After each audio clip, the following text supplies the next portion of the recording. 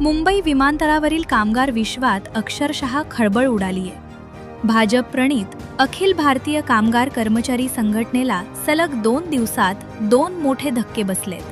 संघटनेचा एक चिटणीस थेट केंद्रीय तपास यंत्रणेच्या कोठडीत गेलाय, तर दुसऱ्या चिटणीसानं टोकाचं पाऊल उचलत आपली जीवन यात्रा संपवलीय.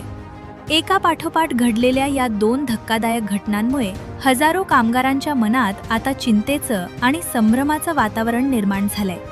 सोने तस्करी प्रकरणात पहिल्या चिटणीसाला अटक होऊन 24 तास उलटत नाहीत, तोच 8 जून रोजी विमानतळ परिसर आणखी एका बातमीनं हादरला.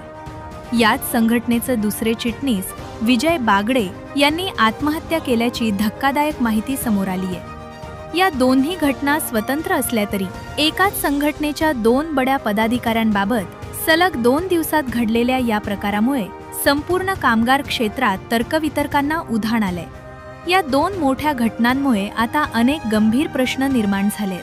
अखिल भारतीय कामगार कर्मचारी संघटनेत नेमकं काय सुरू आहे?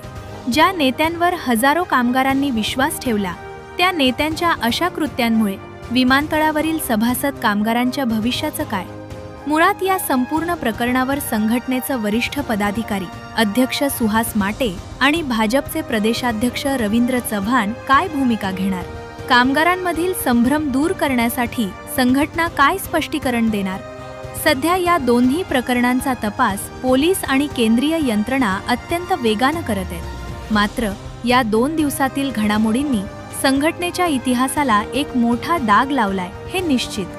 आता या संपूर्ण चक्रव्यूहातून संघटना स्वतःला कशी बाहेर काढते आणि हजारो कामगारांचा विश्वास पुन्हा कसा संपादन करते, याकडे संपूर्ण राज्याचं लक्ष लागलंय.